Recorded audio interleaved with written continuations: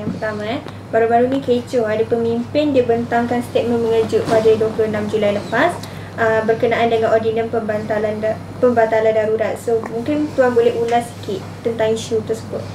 Okay, bismillahirrahmanirrahim. Assalamualaikum warahmatullahi wabarakatuh. Pertama, terima kasih kepada rakan media.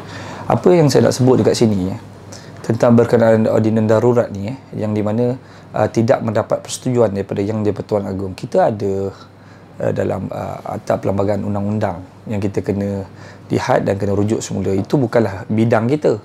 Tapi kalau kita nak sebut dekat sini, mereka yang duduk dalam kepimpinan dalam pemerintah kerajaan yang menjalankan amanah, sebelum mereka orang kata ikrar taat setia sumpah kepada raja-raja Melayu ataupun kepada Yang di-Pertuan Agong ni, mereka lebih tahu dan mengetahui setiap perkara skop yang bekerja mereka, di mana diperkenankan Perdana Menteri Malaysia yang dilantik diperkenankan Yang di-Pertuan Agong, raja-raja Melayu setelah bersetuju, dan benda ini ada dalam Akta Perlembagaan, dalam rukun negara sudah tertulis tentang perkara ini. Dan saya rasa ini tidak perlu kita nak dibahaskan kerana mereka sedia maklum yang perlu dilakukan. Sidang parlimen harus dibuka. Kita di Persatuan Pengguna Sungai Malaysia, kita menyeru sidang parlimen harus dibuka. Jadi itu sebenarnya bukanlah di bawah bidang kuasa kita. Apabila kita disoal oleh masyarakat dan sebahagian kecil pemimpin politik menyoal kenapa Persatuan Pengguna Sungai Malaysia tak bernyuara, tak bersuara. Sebenarnya kadang-kadang saya nak tanya balik pada mereka juga. Soalan itu tidak perlu pergi kepada kita kerana mereka orang yang lebih layak nak menjawab benda tu. Ini adalah permainan ataupun kehidupan orang politik lah. Sebenarnya kita dekat persatuan sebenarnya kita dah muak, kita dah malas pasukan-pasukan dalam persatuan-persatuan yang ada di seluruh Malaysia yang kerjasama dengan Persatuan Pengguna Sungai Malaysia. Kita dah muak lah. Sebab mereka ini ada kepentingan mereka secara peribadinya. Kita tidak ada kepentingan. Kita ni semboyan ni milik rakyat Malaysia. Kita sudah dibebani dengan hari ini yang di mana tak ada pendapatan. Kita sudah dibebani tak ada pekerjaan. Kita sudah dibebani dengan pelbagai lah nak sebut ni. Banyak perkara yang kalau kita nak sebut ni, ini lebih darurat bagi saya. Tapi hari ini ada sebahagian kecilnya sibuk nak bergaduh nak dapat jawatan. Sibuk bergaduh nak jadi Perdana Menteri. Minta maaf saya kata. Sibuk bergaduh nak jadi menteri. Sibuk bergaduh. Saya rasa benda itu perlu dibincangkan di dalam parlimen dan biarlah mereka-mereka mendapat undian daripada masyarakat, iaitu kerajaan yang sebenar adalah 32 juta pengguna Malaysia ni. Mereka lah mengundi siapa yang layak jadi Perdana Menteri, siapa yang layak jadi menteri, siapa nak jadi ahli parlimen ADUN. Jadi sebab itu kadang-kadang bila orang sebut kenapa kita tak sebut, kita tak bercakap benda ni, sebab kita tahu agenda di belakang orang politik ni berbeza. Dia bukan macam kita tak ada kepentingan. Kita ni kadang-kadang hari ni ada duit, kadang-kadang besok tak ada duit. Hari ini ada keuntungan, besok tak ada keuntungan. Tapi kita tetap akan terus pergi ke depan dan berjuang bersama pasukan-pasukan kita. Jadi hari ini, kalau kita nak menyokong orang yang ada kepentingan, itu bukan bidang kita lah. Kita dah tahu mereka ni ibaratkan melepaskan anjing yang tersepit. Hari ini dia perlu kita, besok dia tak perlu kita. Jadi saya memang dan pasukan-pasukan kita semua tidak mahu terlibat secara langsung peperangan agenda politik yang ada dalam keadaan semasa, sebab kita dah mual. Kita sekarang nak hidup je, nak teruskan hidup. Ya, itu saya menjawab soalan pertama saya. Okey, berkenaan dengan isu yang kecoh pasal tarik ordinan darurat secara senyap tanpa perkenan agung. Mungkin apa pandangan Datuk sendiri? Bismillahirrahmanirrahim. Assalamualaikum warahmatullahi wabarakatuh. Isu ini merupakan satu isu yang sebenarnya agak panas, dan kita sebenarnya di Persatuan Semboyan ni adalah satu persatuan kepenggunaan yang memberikan fokus kepada pengguna, isu-isu pengguna dan isu yang melibatkan masyarakat dan masyarakat. Walaupun begitu, disebabkan terlalu banyak pertanyaan yang telah diutarakan kepada persatuan kita, saya akan memberikan sedikit gambaran dan komen. Isu ini merupakan satu isu yang melibatkan krisis perlembagaan, yang melibatkan pentafsiran. Sama ada tafsiran perlembagaan itu perlu ordinan darurat itu ditarik balik melalui dengan kuasa kabinet, ataupun dia perlu dibahaskan dan mendapat perkenan daripada Yang di-Pertuan Agong dalam nak meluluskan, dan usul itu perlu dibahaskan dan usul itu perlu dibawa di Dewan Rakyat dan melalui pengundian, dan mendapat perkenan daripada Yang di-Pertuan Agong. Walaupun begitu, isu itu pada saya sudah dikira telah terjawab apabila Yang Amat Berhormat Perdana Menteri telah mengeluarkan satu statement yang terkini yang mengatakan dia bersetuju dengan pendapat Yang di-Pertuan Agong dan akan mengadakan perbahasan. Jadi pada kita Persatuan Semboyan, kita sentiasa mempertahankan konsep raja berperlembagaan. Raja perlu dihormati. Kita perlu mendengar pandangan raja kita, kerana kita adalah seorang orang Melayu. Orang Melayu ni budi bahasa adat kita adalah tidak menderhaka kepada Yang di-Pertuan Agong. Raja akan kita patuhi, akan kita junjung selagi mana mematuhi syarak dan agama. Okey, walaupun begitu, apa yang kita nak, kita tidak mahu terlibat dalam kancah politik ataupun kancah pentafsiran undang-undang. Kerana wujud lagi Mahkamah Persekutuan untuk mentafsirkan sama ada perlu atau tidak, itu perlu berlakunya semakan undang-undang. Dan kita dah tengok macam mana pelbagai pakar-pakar perlembagaan telah memberi jawapan, seperti Profesor Dr. Syam Rahayu, Gopal Sriram, semua memberikan komen masing-masing. Jadi kita sebenarnya ingin melihat apa yang diputuskan oleh Yang di-Pertuan Agong. Pada kita sentiasa mematuhi dan kita menjunjung titah daripada Yang di-Pertuan Agong, kerana Yang di-Pertuan Agong adalah raja berperlembagaan di Malaysia, dan kita perlu sebagai rakyat perlu tidak menderhaka, perlu mematuhi segala titah yang diberikan oleh Yang di-Pertuan Agong sebagai satu pemimpin tertinggi di Malaysia. Jadi pendirian semboyan adalah sentiasa bersama-sama dengan Yang di-Pertuan Agong dan menjunjung kedaulatan raja berperlembagaan. Yang kedua, isu perhimpunan keluar dan lawan baru-baru ni dekat Dataran Merdeka kan. So mungkin tuan boleh bagi pandangan sikit dari segi rakyat ataupun emosi anak muda yang turun buat demokrasi. Okey, pertama saya nak bagi tahu ini agenda. Agenda. Bagi pandangan kita di Persatuan, mereka yang telah mewujudkan agenda dan merealisasikan agenda ini untuk protes di jalan raya, semua ni kena ditangkap, didakwa dan dikompaun, supaya mereka sedar. Dan saya tahu mereka ini mempunyai duit yang banyak. Ini bukan nilai perjuangan. Jangan sebut nilai perjuangan. Ada orang kata, oh tak apalah, kita korbankan demi perjuangan. Saya tak mau double standard. Saya tak bagi double meaning dan double standard dekat sini. Saya sebut hari ini dengan jelas. Kalau sama ada dia dalam pemimpin parti mana sekalipun, daripada yang memerintah ataupun yang bukan pemerintah, pembangkang sendiri, daripada mana-mana parti sekalipun, kalau membuatkan satu agenda yang begini, yang kita sedia maklum hari ini, pesakit COVID terlalu banyak, hospital pun sekarang ni dah tak cukup. Tak cukup nak masuk pesakit-pesakit yang virus yang terbaru ni, yang sangat teruk kan. Ini kita sibuk lagi nak pergi protes sekarang jalan. Tidak mengatakan kita, ada orang kata semboyan ni tak sokong kerajaan. Macam saya sebut, kita ni menyokong kerajaan ke arah semua yang menjalankan kebaikan, kerajaan yang menjalankan amanah. Saya sebut kerajaan yang sebenar adalah rakyat Malaysia. Kita tak boleh nafikan 32 juta pengguna ni adalah kerajaan yang sebenar. Yang saya sebut adalah kita kena menjadi pasukan barisan depan bersama frontliner yang sedia ada yang dalam agensi. Maksudnya pasukan barisan dari sudut swasta dan juga pasukan barisan depan dalam sudut agensi kerajaan. Kita kena bantu mereka. Hari ini kita dah tahu, hospital katil dah tak cukup. Tempat bilik pun dah tak ada. Pesakit COVID semakin banyak. Hari ini kematian semakin meningkat. Buat satu memorandum serahan bantahan kepada Jabatan Perdana Menteri. Pergi ke pejabat PN, pergilah berapa orangnya. Pergi mungkin 5-6 orang. Mana-mana parti yang melakukan kebaikan, kita akan menyokong mereka. Ini kedudukan kita di Persatuan Pengguna Semboyan Malaysia. Mana-mana parti yang tidak membuat kebaikan, kita akan memberi kritikan yang membina. Maksudnya kita kita neutral, kita semua sama.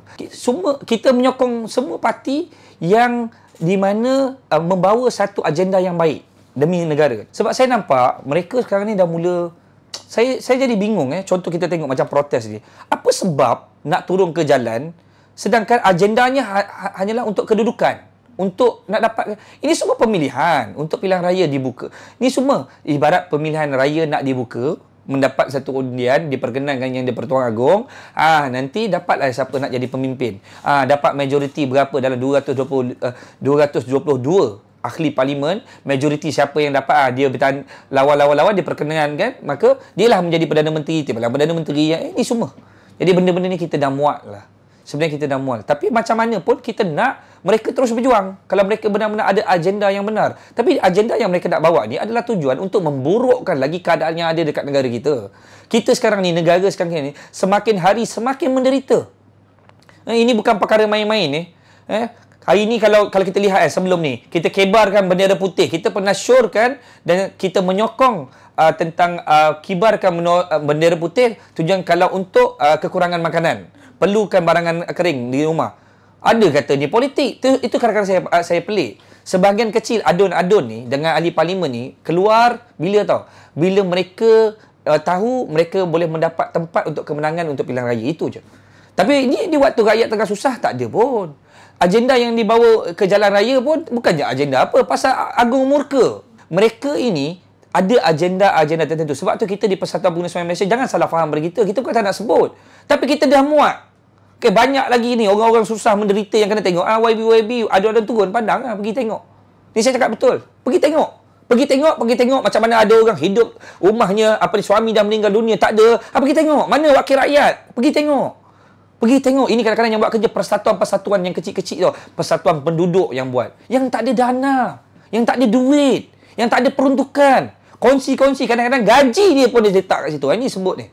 Sebab tu agenda begini saya rasa saya minta kepada pasukan polis untuk buat tangkapan, compoundkan mereka dakwaan. Sebab saya yakin katil-katil di hospital dah semakin berkurangan dan kita akan melabuh lebih banyak duit daripada meminjam lebih banyak duit untuk menampung pesakit COVID di negara kita. Lepas tu ada pula jenis bingai-bingai macam ni yang turunkan jalanan mewujudkan satu agenda sehingga anak-anak muda turun ke padang. Kesian kepada anak-anak muda. Dia tak tahu apa-apa.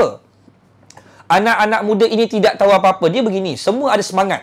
Mereka mempunyai semangat untuk pergi berjuang. Tapi ada agenda yang diwujudkan oleh orang-orang tertentu ni yang kadang-kadang kita macam tak faham apa sebenarnya agenda mereka. Mereka punya agenda hanya nak untuk mendapat jawatan, hanya untuk pemilihan, untuk mendapat tempat. Ini sebenarnya tolonglah berubah. Saya nasihatkan diri saya juga. Tolonglah berubah. Janganlah anda memikirkan kedudukan anda saja. Anda fikirkan rakyat. Rakyat sedang menderita dan semakin susah. Kan? Kalau cukup-cukup lah kan. Dah orang kata dah kaya-raya dah pun. Dah cukup-cukup lah kan. Kalau nak kaya, yelah kita ni bukanlah sebut tapi kadang-kadang melampau sangat pun nak jadi kaya pun. Kan? Cukup lah. Kalau meniaga tak apa. Saya punya pandangan kalau itu hasil daripada perniagaan tak apa. Tapi kadang-kadang kita sedih lah kan. Kita tak boleh nak sebut lah benda tu. Okay? Next. Perhimpunan keluar dan lawan dekat dataran mereka baru-baru ni mungkin Datuk ada sedikit ulasan mungkin dari segi emosi anak muda lah ataupun penganjur itu sendiri. Okey. Berkenaan perhimpunan baju hitam tu. Pertama pada saya tiada nama penganjur dikeluarkan. Ini satu yang pelik. Sebab pada saya kalaulah ini satu perkara yang mesej yang jelas nak bawa, nama penganjur perlu dikeluarkan. Dan of course penganjur perlu mengambil risiko. Kita di Persatuan Semboyan apabila kita menganjurkan apa-apa program kita mengeluarkan nama kita dan kita tahu kita akan ada risiko. Cuma pada saya apabila satu himpunan yang merahsiakan nama penganjur ataupun penganjur tidak rasmi, pada saya something wrong dalam perhimpunan itu. Saya tidak mahu mengatakan satu perhimpunan yang tidak baik. Saya cuma ada rasa sedikit terkilan. Sekiranya penganjur tidak berani untuk mempamerkan nama penganjur tetapi mengajak orang ramai untuk terlibat serta. Jadi apa akan jadi dengan pihak-pihak ataupun risiko-risiko yang pihaknya anak-anak muda yang terlibat? Adakah penganjur akan bertanggungjawab sekiranya berlakunya apa-apa perkara yang tidak diingini, sekiranya berlakunya jangkitan, sekiranya berlakunya tangkapan, adakah penganjur akan bayar duit jamin ataupun penganjur hanya biarkan saja? Jadi saya melihat dari sudut kebertanggungjawapan. Satu perhimpunan yang dirahsiakan nama penganjur. Itu satu perkara yang pertama. Yang kedua, betul kita ingin ada pihak yang ingin protes kerana ingin mendaulatkan ataupun ingin menyokong ataupun tidak menyokong sesuatu perkara. Tetapi kena melihat dalam keadaan situasi semasa. Situasi yang kita ada sekarang ni tidak sama seperti situasi sebelum tahun 2020 ni. Pada waktu tu freedom of movement ataupun freedom of gathering, freedom of association, perjumpaan, kebebasan untuk berjumpa, berkumpul, ini satu perkara yang biasa. Tetapi keadaan sekarang ni agak berbeza kerana kita telah dilanda pandemik yang begitu besar. Di mana ada di dalam Akta Kawalan Penyakit Berjangkit, Akta Kawalan Pencegahan Penyakit Berjangkit, yang mana menghadkan perjumpaan sosial ataupun perhimpunan sosial. Adakah perhimpunan sosial ini, pada saya, adakah perhimpunan sosial ini dilarang kerana untuk menghalang satu tuntutan politik? Saya rasa tidak. Saya rasa keutamaannya adalah dari sudut kesihatan. Apa akan jadi sekiranya varian Delta telah menjangkiti salah seorang daripada peserta perhimpunan? Dan ramai lagi yang akan terjangkit. Dan kena tahu risiko tu akan menjejaskan kesihatan anak-anak muda ini dan akan menyusahkan sistem kesihatan hospital kita, KKM, dan soalannya siapa yang akan bertanggungjawab sekiranya berlaku perkara ini. Jadi saya tidak pernah menghalang satu perjumpaan untuk protes ataupun untuk menyatakan perasaan. Tetapi dalam situasi ini agak berbeza kerana kita ada satu varian yang yang kita anggap sebagai satu varian yang berbahaya. Dan saya rasa semua orang pun tahu jumlah kematian 200 orang, dan kita dah ada hampir 7,000 kematian sekarang tahap ni. Jadi pada saya, pihak penganjur perlu berfikir dalam membuat satu keputusan untuk menganjurkan perhimpunan kerana risikonya akan menjejaskan ramai orang. Cuba tengok contoh di China, hanya kerana China yang dah lockdown, dah dikatakan bebas daripada COVID, hanya kerana pekerja dalam penerbangan kargo dia telah bolos ataupun terkena COVID varian Delta, dan hari ini China telah melakukan lockdown kembali hanya kerana virus itu telah spread, telah berkembang ataupun telah menjangkiti ramai orang. Jadi komen saya adalah kurang sesuai. Perhimpunan tu mempunyai niat yang bagus, tujuannya bagus untuk menyatakan perasaan, tetapi kurang sesuai di kala pandemik yang begitu besar. Penganjuran tu besar. Pandemik ni sangat berada dalam tahap yang kritikal. Jadi komen saya mungkin perlu dilihat kembali sama ada keperluan untuk membuat program-program sebegini atau tidak. Di pandangan saya. Yang ketiga, mungkin tadi tu ada sentuh pasal respon masyarakat kan, tapi ramai bertanya-tanya kenapa semua yang Malaysia ni tak keluarkan sebarang kenyataan berhubung dengan isu derhaka pada Agong, dan kenapa semua yang Malaysia tak ambil tindakan dengan menghantam memorandum seperti macam kita selama ni kita buat untuk Gaza ke United Nation apa semua tu. Kenapa kita senyap? Okey, dia begini.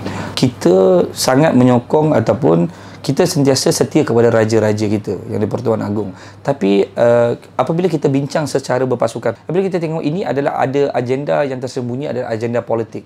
Jadi sebenarnya macam inilah. Kita buat kerja rakyat. Kita ni mewakili 32 juta pengguna Malaysia, rakyat yang marhain macam kita ni. Susah macam saya ni, kita semua orang susah. Jadi kita sudah bergerak secara orang kata, kita kerja buat apa yang kita mampu.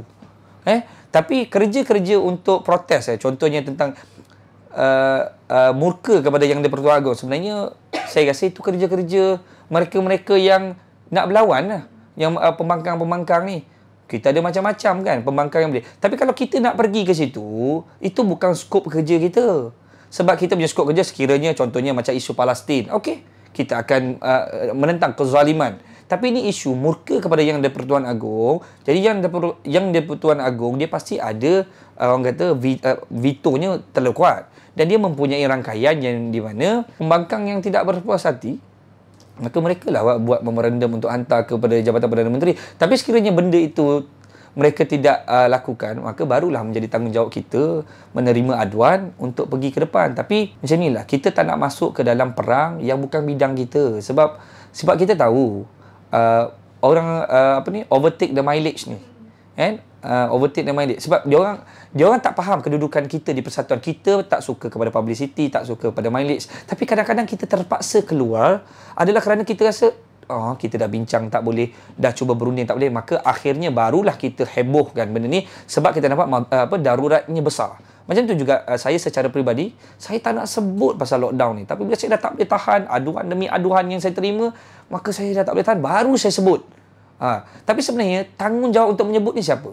Mereka-mereka yang duduk dalam parlimen. YB kan? Yang pernah menjawat jawatan menteri, yang dah tak jadi menteri balik. Ini mereka punya tugas. Tanggungjawab mereka sebab mereka telah menawarkan segala janji kepada rakyat, manifesto mereka kepada rakyat. Jadi dia oranglah buat. Ini tak ada masalah masjid tak boleh dibuka, tak ada orang nak sebut. Tak ada pun orang nak sebut, tak berani nak lawan. Hari ini kalau kita tengok construction, saya dah sebut berulang kali, construction dibuka, industri besar semua dibuka, tapi kilang-kilang kecil, perniagaan kecil ditutup. Jadi sebab itu saya sudah tahulah mereka ini nombor satu adalah kuasa. Kedua barunya letaknya duit. Ni lah. Satu, dua, kuasa duit habis lah. Kita tak boleh nak cakap apa pula. Kita ni marahan. Jadi kita tak mampu nak bercakap bukan bidang kita. Apa yang kita boleh buat, kita buat. Kalau ikut kemarahan, sudah pasti kita juga nak protes. Sudah pasti kita protes. Tapi kita melihat kepada mudarat yang besar. Contohnya, kalau Persatuan Pengguna Sembilan Malaysia, insya-Allah dengan izin Allah, dengan berpasukan, dengan dengan semua rangkaian kita, networking kita ni seluruh Malaysia, kalaulah contohnya kita mengajak orang ramai untuk protes di jalanan, saya ingat berjuta orang turun. Tapi adakah itu memberi positif satu efektif yang baik dan membawa positif yang baik kepada masyarakat? Tak. Adakah boleh menyelamatkan keadaan? Tak. Sebab tu kena tahu, bila ada benda yang kita boleh bawa kepada public, ada benda tak boleh. Ada benda perlu dirahsiakan, tujuannya untuk apa? Umum, keselamatan umum. Sebab tu saya rasa ini kerja YB lah. Buat bendera putih pun kena marah.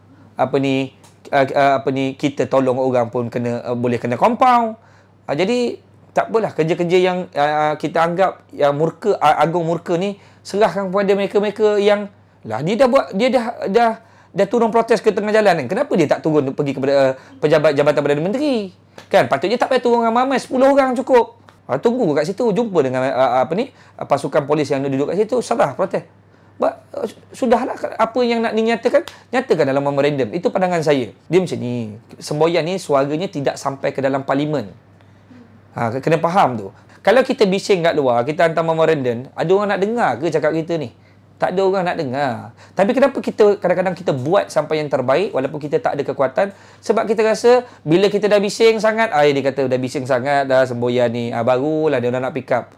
Faham tak? Tapi kena guna akal fikiran. Kalau protes di jalan raya, sedangkan hospital sekarang dah pesakit makin bertambah, patutnya kita kena kurangkan beban frontliner. Saya tak salahkan kepada orang-orang yang masuk ke dalam agenda ini. Saya tak salahkan mereka. Saya tidak salahkan anak-anak muda yang masuk ke dalam pimpinan ni. Tak ada. Ini semua agenda tu. Jadi kita tak salahkan orang-orang yang datang ke? Tak. Kita kena cari siapa penganjur. Siapa yang wujudkan agenda ni. Mereka yang mengembalikan semangat. Mereka yang bukakan semangat. Mereka yang buat hasutan sehingga orang berada di jalanan. Betul. Stand kita mudah je. Kita tidak menyalahkan anak-anak muda, orang-orang yang terlibat dalam perhimpunan protes dalam ke atas yang di-Pertuan Agong murka kepada pemimpin yang melanggar. Kita tidak salahkan mereka kerana mereka ini adalah orang-orang yang ada semangat perjuangan nak bersama dengan nak membantu negara semua. Tapi hasutan yang agenda yang dibuat oleh beberapa 2-3 orang ini, yang saya kira mereka ini hanyalah menghasut dan nak mencari coverage.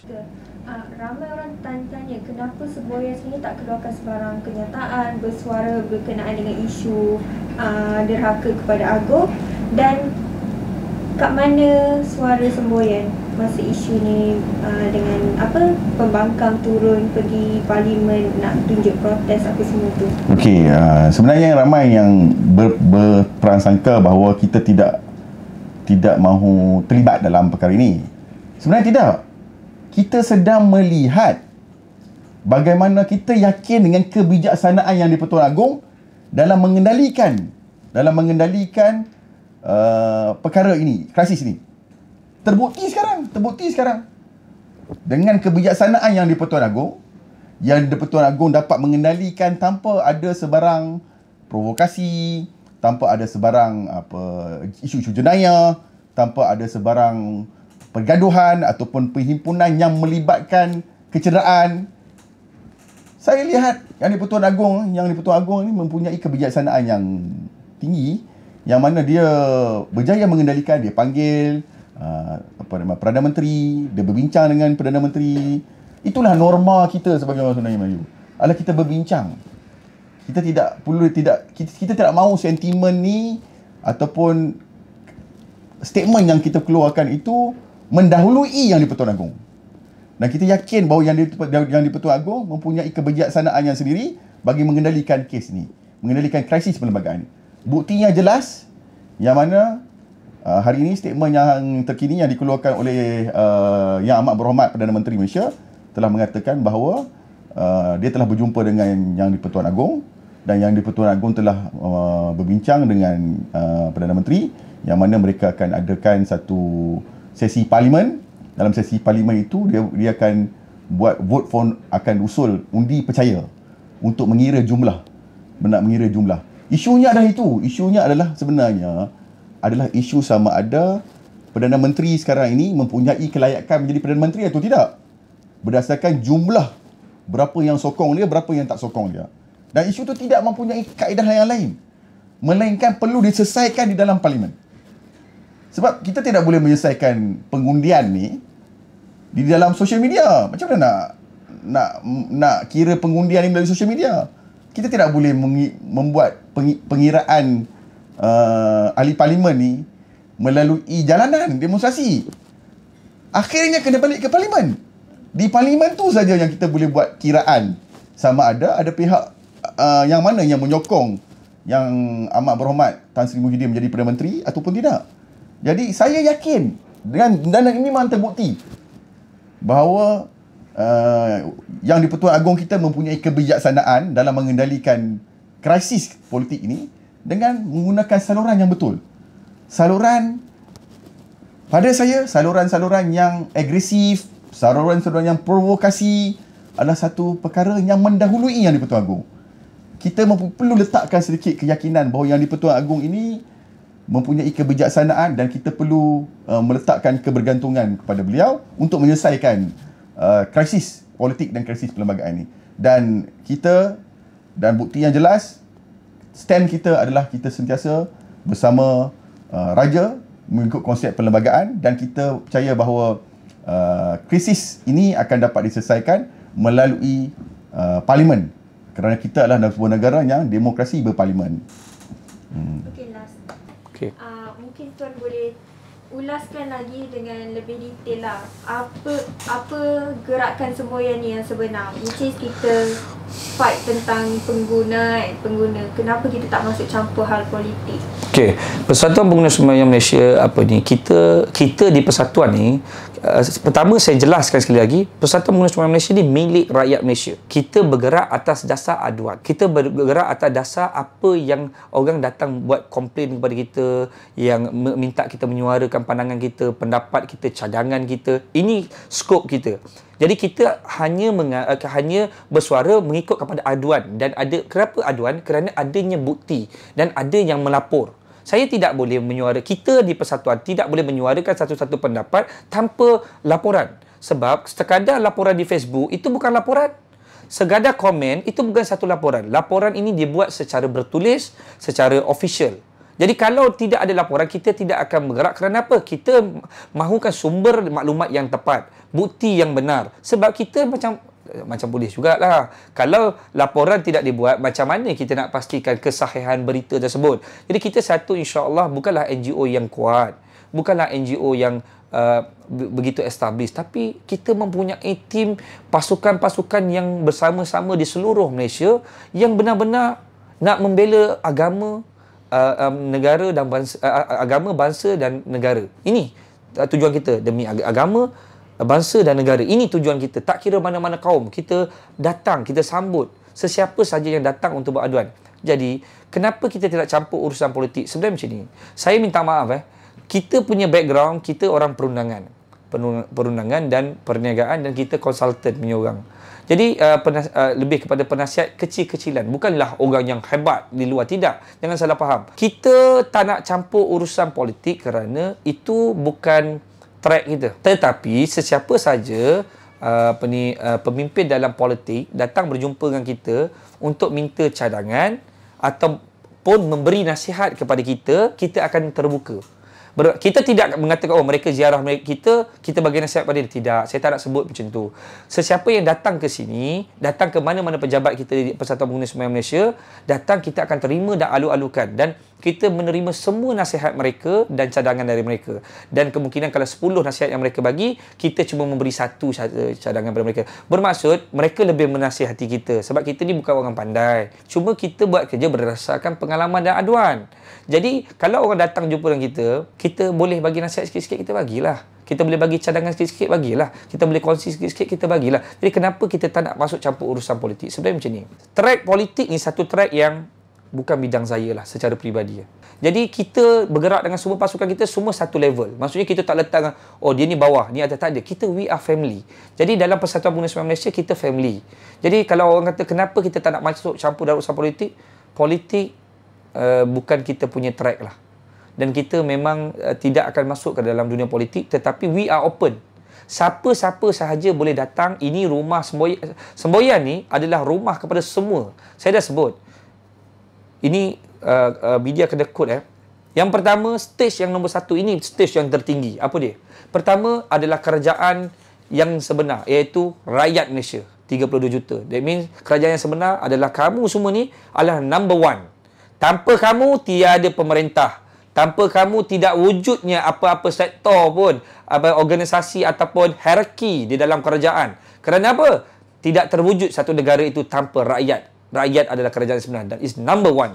Number 2 adalah kerajaan yang menjalankan amanah dari sudut agensi penguasaan.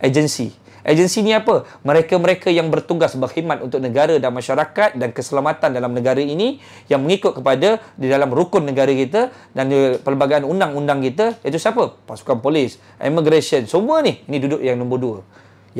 Yang paling bawah barulah kerajaan yang menjalankan amanah, pemimpin parti lantikan politik yang akan masuk ke dalam parlimen, yang akan dibahaskan dan akhirnya yang masuk ke dalam parlimen, dan akhirnya mereka lah yang membentangkan segala apa-apa usul yang dibuat oleh masyarakat. Jadi sebab itu kena faham, stage yang paling tinggi adalah nombor 1 rakyat Malaysia, 32 juta pengguna. Kedua, agensi kerajaan. Yang ketiga, kerajaan menjalankan amanah, pemimpin lantikan politik. Ini nombor 3.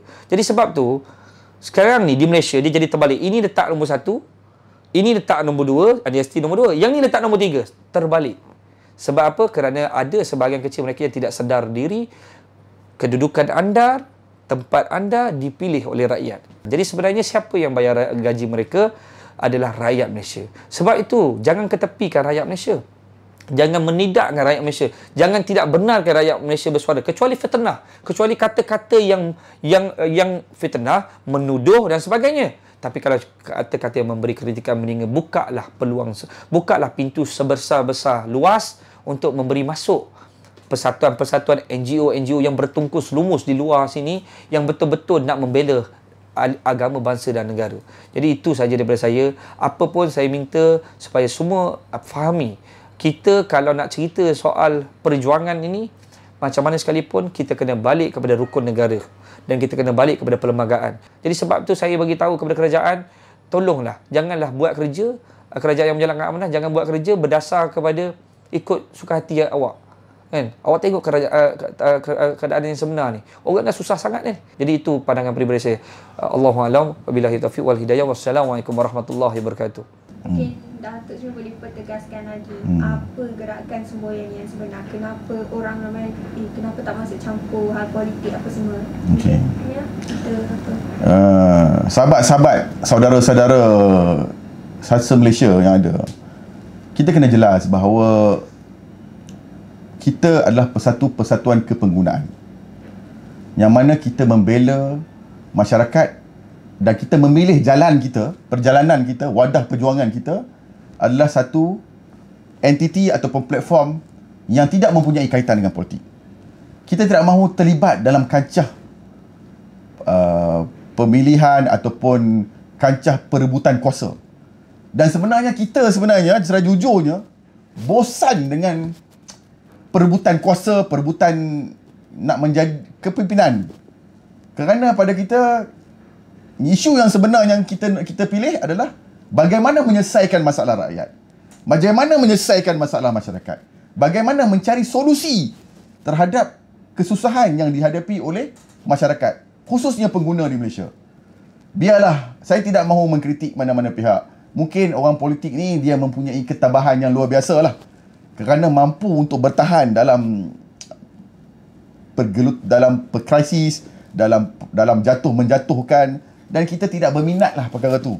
Kita dah minat. Tolonglah kita minta kepada semua, jangan libatkan kita dalam krisis yang melibatkan perebutan, menjatuhkan satu pihak, kata pihak ni baik, pihak tu buruk. Pada saya pun susah nak cakap. Kita lebih gemar menjumpa mangsa, dan kerana mangsa tu membuat aduan. Tak semestinya mangsa tu masa orang yang besar. Orang yang tu mungkin menjadi orang marhain, orang yang tidak mempunyai kedudukan ataupun darjat, tetapi dia berada dalam situasi menjadi mangsa, dalam kesusahan, kezaliman, ditindas. Kita lebih gemar untuk membantu orang yang dizalimi, orang yang ditindas. Kes ini kita akan bawa dan kita akan cuba mencari solusi. Solusi kerana kita adalah satu pertubuhan yang melibatkan kemasyarakatan dan kepenggunaan. Saya merayu kepada semua yang melihat video ini, tolonglah jangan babitkan pertubuhan semboyan ini dengan politik. Kerana saya rasa ramai di kalangan kita ni pun dah muak dah nak bercakap tajuk politik, dan kita lebih suka untuk mencari penyelesaian mana-mana pihak yang dizalimi dan mencari solusi kepada permasalahan rakyat. Terima kasih.